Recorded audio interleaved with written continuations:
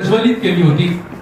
स्वातंत्र्योत्तर कालखंडामध्ये शिक्षण, समाजकारण या सर्वच गोष्टीमध्ये बहुजन समाजाचं उत्थान साधण्यासाठी शाहीर आपला डप घेऊन महाराष्ट्र पालथा घालत होते। आज त्यांच्या पुण्यतिथीचा कार्यक्रम त्यांच्याच विचारांची ज्योत प्रज्वलित करून या ठिकाणी सुरू होतोय।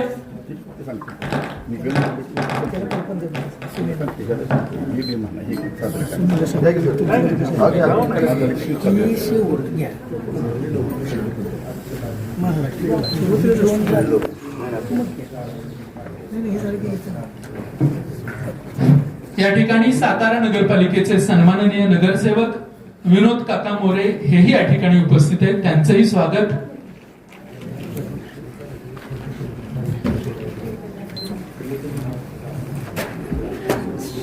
महात्मा फुले विकास सेवा सोसायटीचे चेअरमन माननीय विवेक पवार हे या ठिकाणी उपस्थित आहेत। शाहिरांचं मूळ गाव आनेवाडी या ठिकाणच्या सोसायटीचा कारभार ते पाहतात, ते या ठिकाणी उपस्थित आहेत, त्यांचं या ठिकाणी स्वागत आहे। आनेवाडीतील अनेक ज्येष्ठ मंडळी या ठिकाणी शाहिरांवर प्रेम करणारी उपस्थित आहेत, त्यांचंही स्वागत। यशवंतजी फरांदे, गणपत फरांदे, माजी सरपंच बबन फरांदे,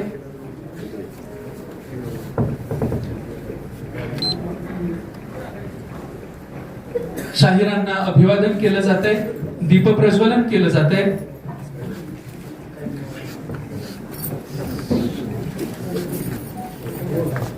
एक कॉमन फोटो घ्या। माजी नगरसेवक अमर गायकवाड या ठिकाणी उपस्थित आहेत, त्यांचंही स्वागत।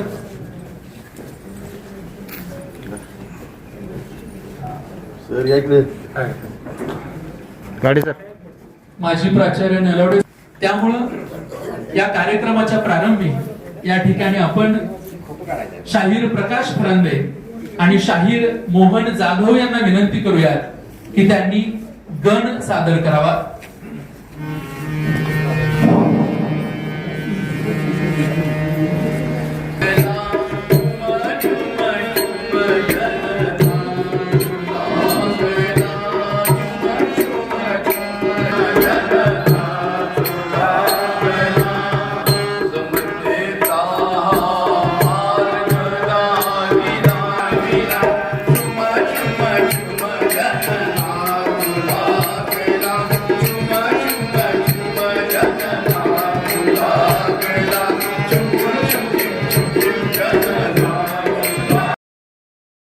यांच्या 30व्या पुण्यतिथी निमित्त आपण सर्वजण या ठिकाणी उपस्थित झाला याबद्दल प्रथमतः मी प्रतिष्ठानच्या वतीनं, परिवाराच्या वतीनं, सर्व कलावंतांच्या वतीनं आपल्या सर्वांचं या ठिकाणी पहिल्यांदा स्वागत करतो।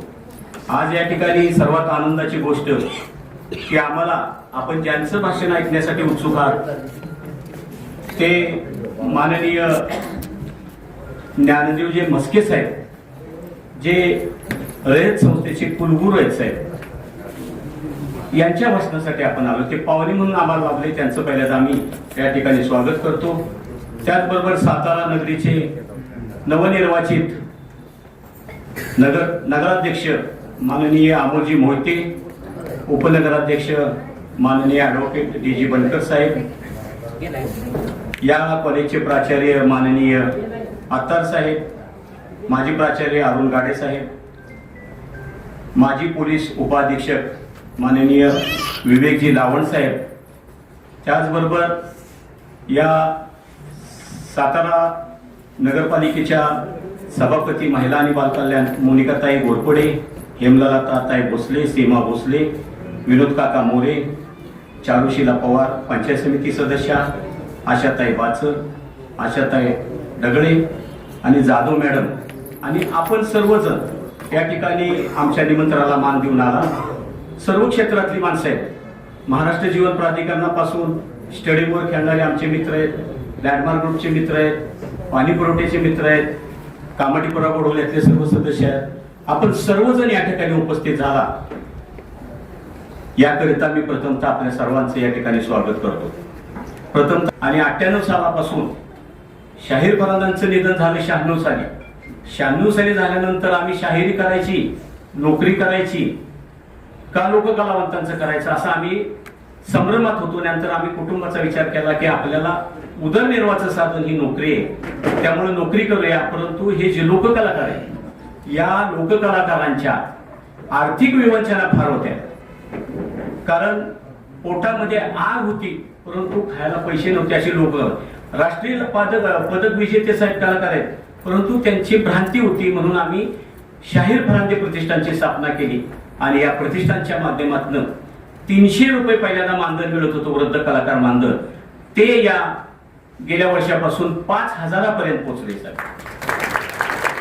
जोरदार टाळ्या झाल्या पाहिजेत. त्यांनी या समारंभासाठी आपल्याला वेळ दिला. धन्यवाद. यानंतर साताऱ्याचे सन्माननीय प्रथम नागरिक ज्यांनी या कार्यक्रमासाठी प्रमुख उपस्थिती दाखवलेली आहे, माननीय अमोलजी मोहिते साहेब यांचं या ठिकाणी स्वागत होत आहे. हे स्वागत करण्याची विनंती या ठिकाणी आहे. सन्मानचिन्ह, ग्रंथ, रोपटा देऊन या ठिकाणी नगराध्यक्ष साहेबांचा सन्मान होतोय, स्वागत होतंय. धन्यवाद. यानंतर साताऱ्याचे सन्माननीय उपनगराध्यक्ष ऍडव्होकेट DG बनकर साहेब यांचंही स्वागत आणि सन्मान होतोय.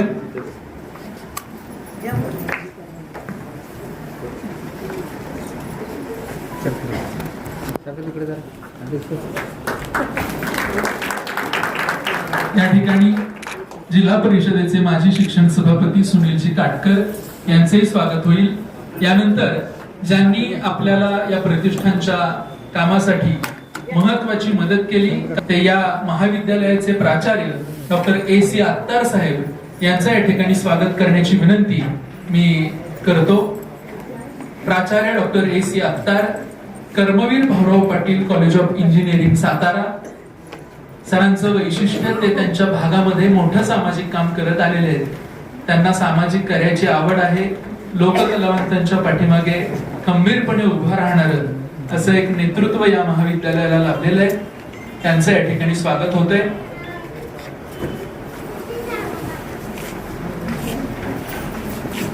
यानंतर ज्येष्ठ आंबेडकरवादी विचारवंत कार्यकर्ते माजी प्राचार्य अरुण गाडे साहेबांचं या ठिकाणी स्वागत होतंय. आंबेडकरवादी चळवळीचा एक बुलंद आवाज, उभी हयात समताधिष्ठित विचारांसाठी घालवलेले माननीय प्राचार्य अरुण गाडे यांचं या ठिकाणी स्वागत. शाहीर पुंडलिक फरांदे प्रतिष्ठानवर मनापासून प्रेम करणारे साताऱ्याचे माजी पोलीस उपअधीक्षक माननीय विवेकजी लावंड साहेब यांचंही या ठिकाणी स्वागत होते.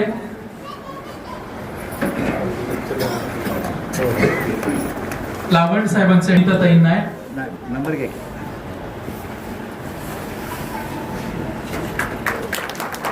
जावळी पंचायत समितीच्या सन्माननीय सदस्या आणि शाहिरांच्या मूळ गावच्या सुषमा सौ चारुशिलाताई पवार या ठिकाणी उपस्थित आहेत. त्यांचे या ठिकाणी स्वागत होत आहे. त्यांना विनंती आपण आपल्या स्वागताचा सन्मानाचा स्वीकार करावा. पालिकेच्या सन्माननीय नगरसेविका सौ हेमलताताई भोसले उपस्थित आहेत. त्यांचे या ठिकाणी स्वागत होत आहे. 8005 96 23 त्या ठिकाणी आवर्जून उपस्थित आहेत. या ठिकाणी सन्माननीय नगरसेवक विनोद काका मोरे उपस्थित आहेत. काकांना विनंती आपल्या सन्मानाचा स्वीकार करण्यासाठी पुढे यायचंय.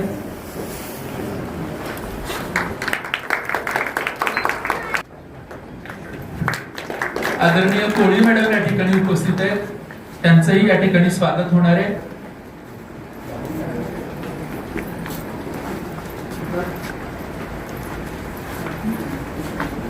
माननीय भारतीताई शिंदे मंचावरती जा. आपल्या लेखन कर्तृत्वाचा या ठिकाणी सन्मान होतोय.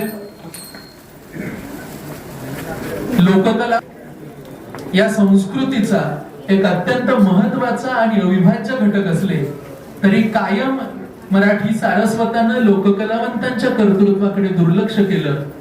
आज त्यांचं कर्तृत्व पुन्हा एकदा या ठिकाणी सगळ्यांच्या समोर येतंय.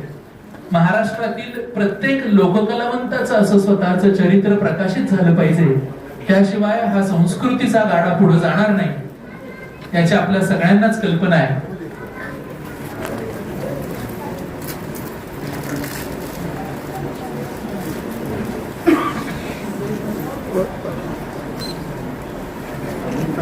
जोरदार टाळ्या झाल्या पाहिजे. माणुसकीचा शाहीर या संक्षिप्त चरित्र ग्रंथाचा या ठिकाणी प्रकाशन या ठिकाणी संपूर्ण झालेलं आहे. धन्यवाद. फरांदे प्रतिष्ठान यांच्या वतीनं प्रथमतः आम्हाला इथं बोलवलं त्याबद्दल त्यांचे आभार मानतो. लोकशाहीर पुंडलिक फरांदे यांच्या 30व्या स्मृती दिनास निमित्त हजर असलेले आपले कुलगुरू आणि मार्गदर्शक ज्ञानदेव म्हस्के साहेब, तसेच आमचे सातारा शहर नगरपालिकेचे उपनगराध्यक्ष बनकर साहेब, तसेच सर्व आमचे नगरसेवक सहकारी, आमचे पेटकरी व मार्गदर्शक गाडे सर, किरण माने सर, असे सर्वजण आपण उपस्थित. आज लोकशाहीर अण्णाभाऊ साठेंनी जी एक संयुक्त महाराष्ट्राची एक पोवाड्यातनं जसं मार्गदर्शन केलं, तसे सगळे लोक कलावंत लोकशाहीर आपल्या इथं आहेत. आत्ताच आम्ही 1 ऑगस्ट रोजी त्यांची जयंती साजरी केली आणि आज आपल्या सातारचे फरांदेंच्यासाठी, या लोकशाहीर फरांदेसाठी आज आम्ही इथं उपस्थित आहोत. आणि पुस्तकाचा अनावरण सुद्धा आता शोभा फुले यांच्या माणुसकीचा शाहीर या पुस्तकाचं सुद्धा आपण प्रकाशन केलेलं आहे. जास्त काही वेळ न घेता एवढं सांगतोय, मगाशी वैभव फरांदेंनी जे सांगितले, सातारा नगरपालिकेकडनं त्यांची जी अपेक्षा आहे की एखादं सभागृह त्यांना लोककलावंतांसाठी इथं उपलब्ध करून द्यावं, तर मी असं सांगतो की आपण जागा सुचवा. दोन्ही महाराज आहेत, शिवेंद्रराजे आहेत, तसेच उदयनराजे आहेत, त्यामुळे फंडची काही गरज कमी पडणार नाही. आपण जागा सुचवा, नगरपालिकेमार्फत आम्ही तुम्हाला उभं करून देण्याची आमची जबाबदारी राहील. एवढंच बोलतो, शुभेच्छा देऊन थांबतो.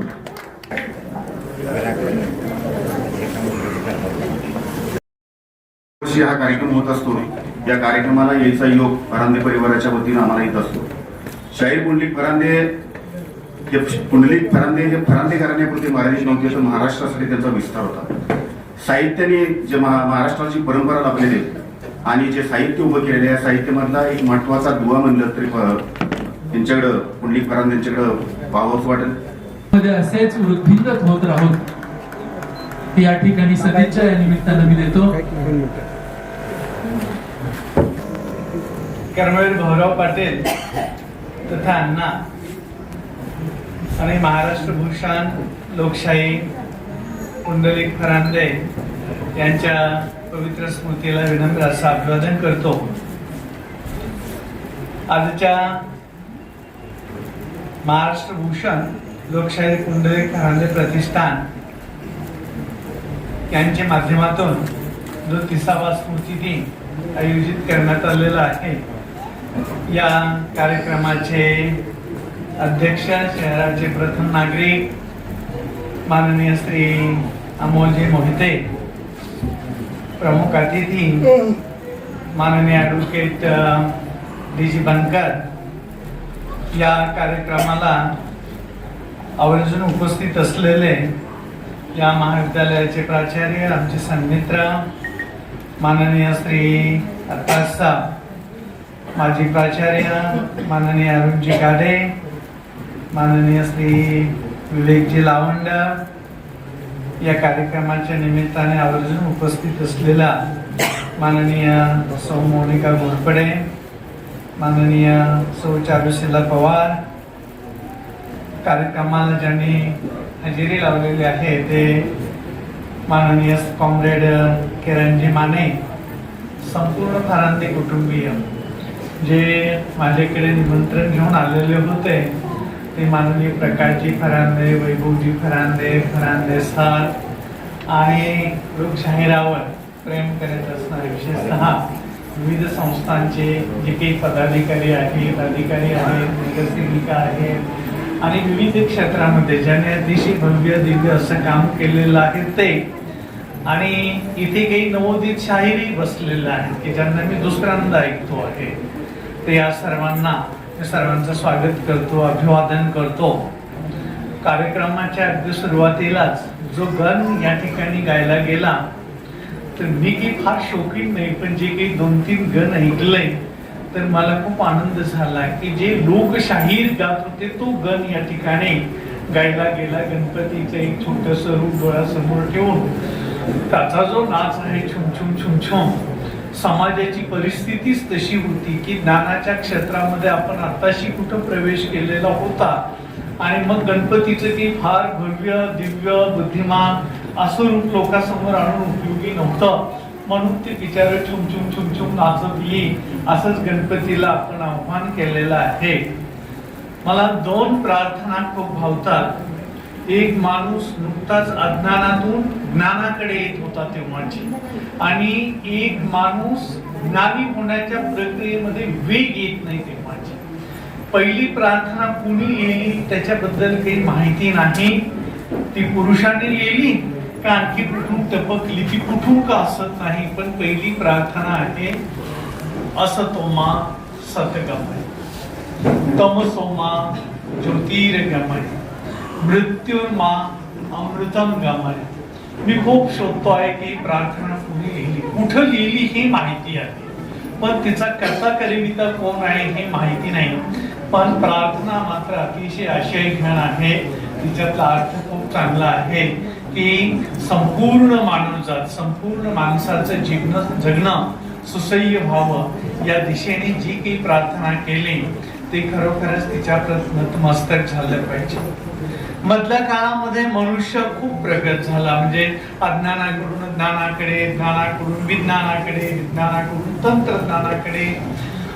पण माणूस शहाणा कितपत झाला हे माहिती नाही, आणि उद्वेगाने दुसऱ्या महापुरुषाने एक प्रार्थना लिहिली की जो महापुरुष आपल्या सर्वांना माहिती आहे, आपल्या सर्वांची प्रेरणा स्थान आहे, म्हटलंच तर लोकशाहीर फरांदे यांचा तो आत्माच आहे.